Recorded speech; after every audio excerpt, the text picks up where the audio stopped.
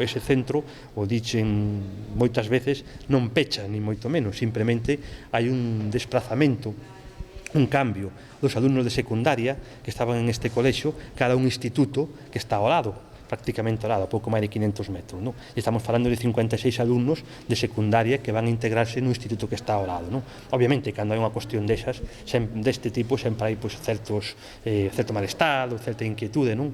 Pero estamos traballando e están a inspección traballando para que prácticamente só a diferencia que haya sean as paredes do edificio, non? No sentido de que non só se manteñan os servizos educativos que hai, non só se manteña a liña de traballo de calidad educativa que hai, senón que se incremente, non?